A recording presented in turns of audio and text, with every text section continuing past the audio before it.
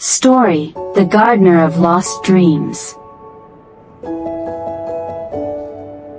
A once renowned botanical artist, known for her vibrant, exotic floral installations, loses her artistic confidence after a devastating personal loss. She retreats to a forgotten, overgrown urban garden, seeing only decay and ugly neglect. Through a chance encounter with a persistent, optimistic street artist, she begins to see the beauty in resilience, wild growth, and the transformative power of allowing something new to emerge from the broken. Hands carefully arranging exotic flowers into breathtaking, vibrant sculptures. Flashes of art gallery openings, applause, champagne flutes. A celebrated artist, Anna, 30 ages, radiant, confident, smiles brightly. The sounds are lively, elegant, celebratory. Suddenly, a jarring cut, shattered glass, a fallen sculpture, a single, wilted flower. The sound cuts to a stark, ringing silence.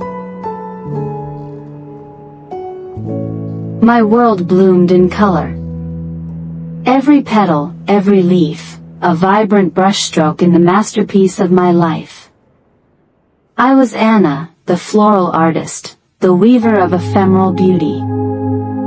My installations filled grand galleries, my name whispered with admiration. But then, the bloom withered. A sudden, cruel frost. And with it, my colors faded. My vision blurred. Anna, now dressed in muted, shapeless clothes, walks through a desolate, forgotten urban garden. It's overgrown with weeds, choked by debris. A broken swing set, rusting metal. The once vibrant artist sees only decay. She kicks at a broken terracotta pot, a flicker of despair in her eyes.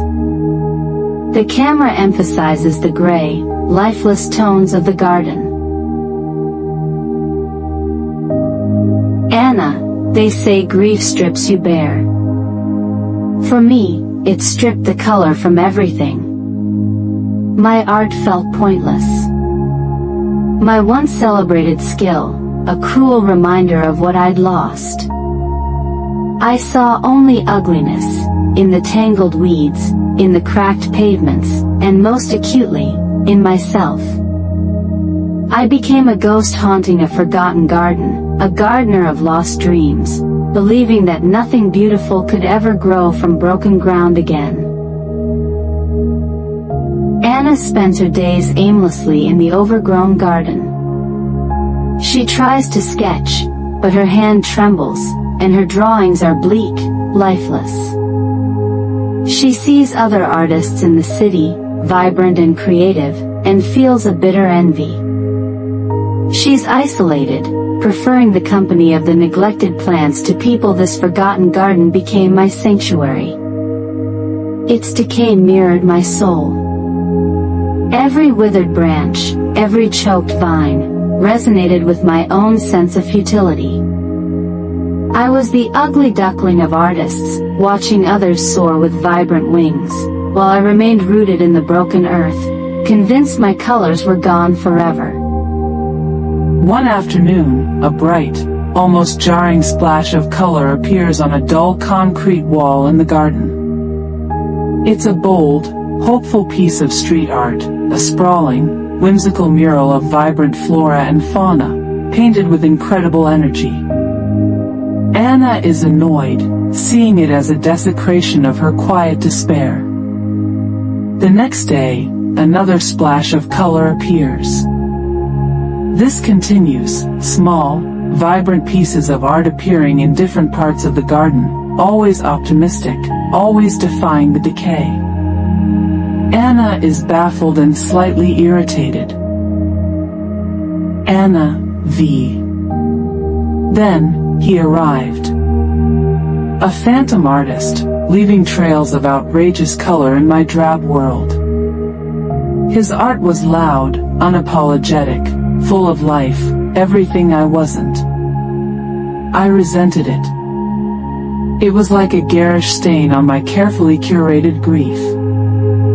He painted on abandoned walls, on rusted metal, even on old, discarded wooden planks. He was creating beauty from forgotten things, and it felt like a challenge to my broken spirit.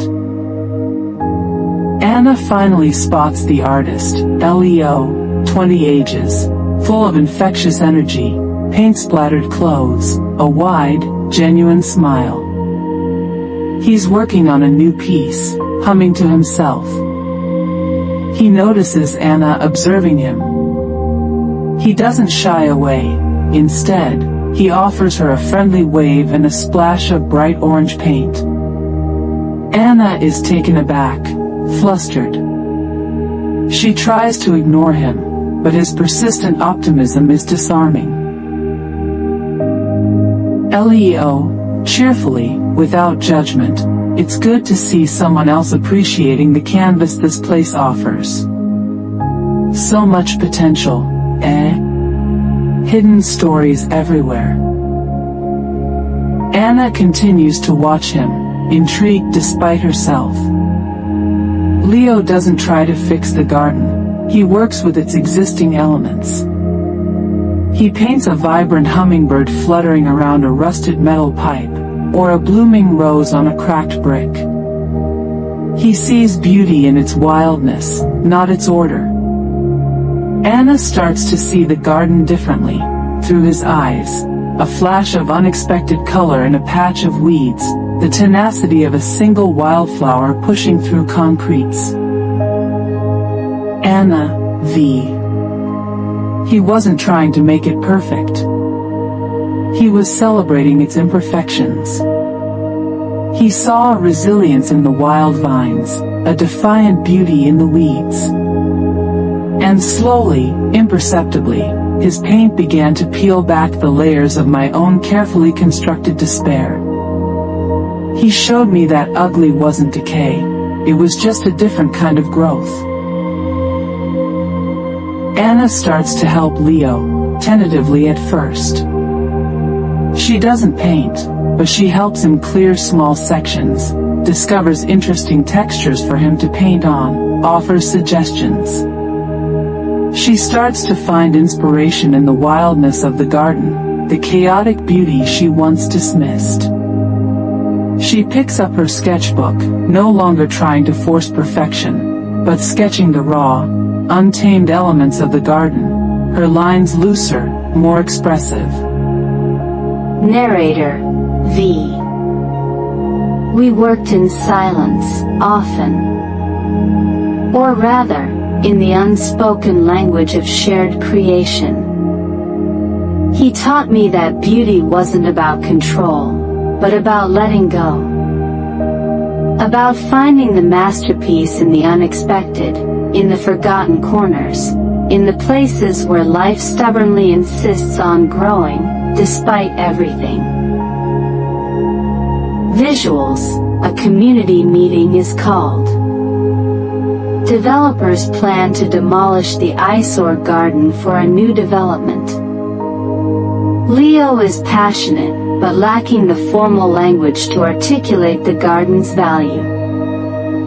Anna, who has remained silent and reclusive for so long, steps forward.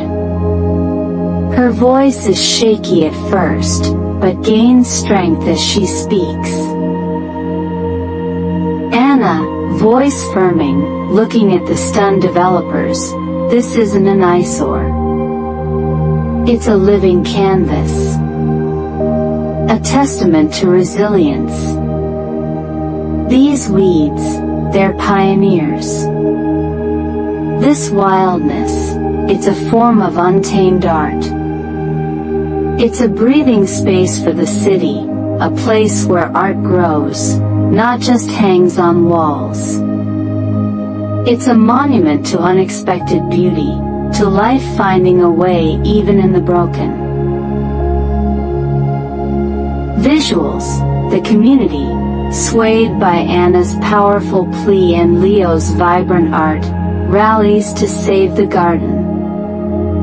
The developers agree to rethink their plans, recognizing the cultural value of the space. Anna and Leo share a triumphant look, a silent acknowledgement of their unlikely partnership. The garden, once a symbol of her despair, is now a beacon of hope. Visuals, months later. The garden is now a vibrant community art space. Leo's murals adorn the walls, but now, intermingled with them, are Anna's own installations, sculptures made of repurposed materials from the garden itself, adorned with wild, tenacious plants, deliberately showcasing their imperfect beauty. She's teaching workshops, guiding children and adults to find beauty in overlooked elements. Her face radiates a quiet joy. Narrator, V. The Garden of Lost Dreams became the Garden of Found Beauty. I didn't return to my old, celebrated art. I found a new path. One that embraced the wild, the resilient, the unexpected. My art was no longer about control, but about collaboration with nature, and with the raw, untamed spirit of the city itself. Visuals. Anna stands before one of her new installations, a piece that incorporates rusted metal and hardy wildflowers, proving that beauty can emerge from anything. Leo gives her a playful, appreciative nod. She smiles, a genuine, confident smile. The camera then shows her looking at her reflection in a still pool of water in the garden.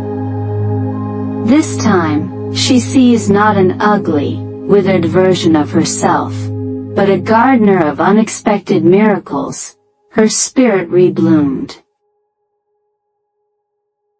Anna. Sometimes the deepest beauty isn't perfectly cultivated, it's wild, it's resilient, it emerges from the most unexpected places, from the broken ground, from the forgotten corners, and sometimes the most profound discovery you make isn't about finding a grand perfect thing, it's about finding the exquisite defiant beauty in everything you once thought was ugly, and in doing so finally finding the vibrant colors of your own true self.